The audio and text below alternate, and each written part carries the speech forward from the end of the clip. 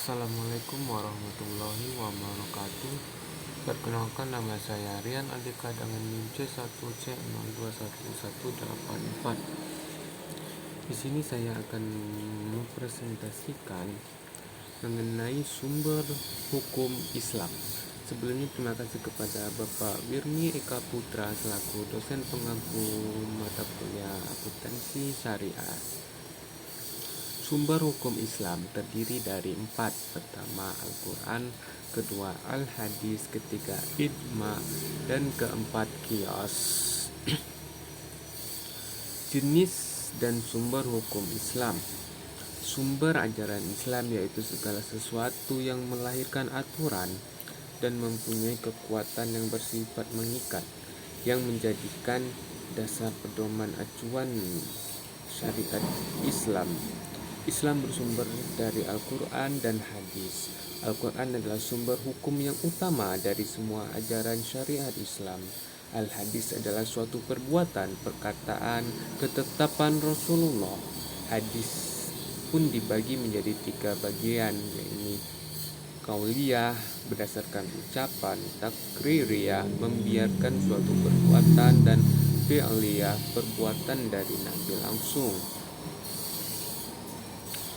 Urutan pengambilan hukum Islam. Tentu saja yang pertama adalah Al-Quran sebagai rujukan utama dalam pengambilan hukum Islam. Lalu di bawah Al-Quran terdapat Al-Hadis atau perbuatan yang dilakukan oleh Rasulullah atau sunnah Rasulullah. Keempat adalah Ijma, yakni hukum yang belum dijelaskan dalam Al-Quran maupun hadis. Lalu ada Qiyas. Mukjizat Al-Quran dibagi menjadi 2, yaitu pertama mukjizat bahasa dan gaya, yaitu ijazul balaghah, ijazul trap, dan ijazul isyarat. Lalu kedua ada mukjizat isi, di mana Al-Quran mengandung ilmu pengetahuan. Lalu kedua ada nubuat atau ramalan. Keempat terdapat kisah para nabi. Fungsi dan peranan Al-Quran. Tentu Al-Quran berfungsi sebagai pedoman hidup manusia, lalu sebagai peringatan kepada manusia agar tidak berbuat kejahatan di muka bumi. Lalu Al-Quran sebagai sumber ilmu, di mana Al-Quran mengandung banyak ilmu pengetahuan yang dapat kita pelajari.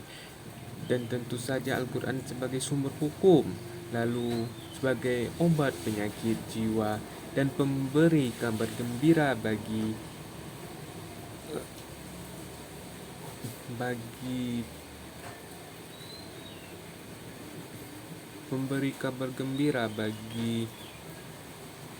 orang yang taat menjalankan hukum Al-Quran.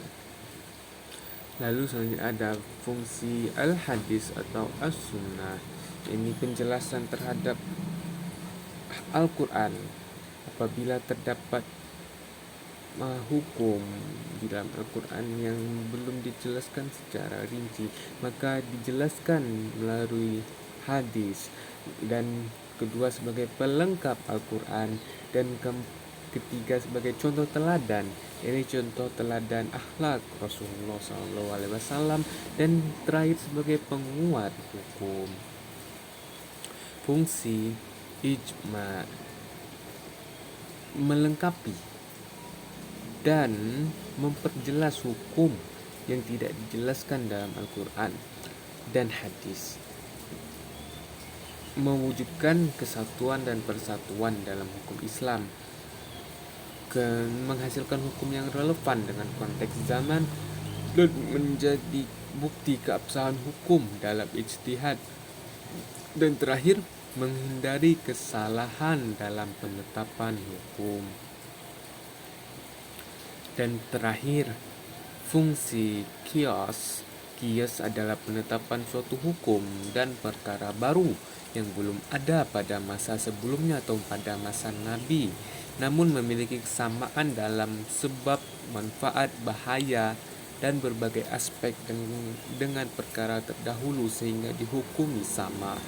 Dalam Islam, ia sifatnya darurat bila memang terdapat hal-hal yang belum ditetapkan pada masa-masa sebelumnya. Itu tadi presentasi dari saya. Apabila ada kesalahan, saya mohon maaf. Wassalamualaikum warahmatullahi wabarakatuh.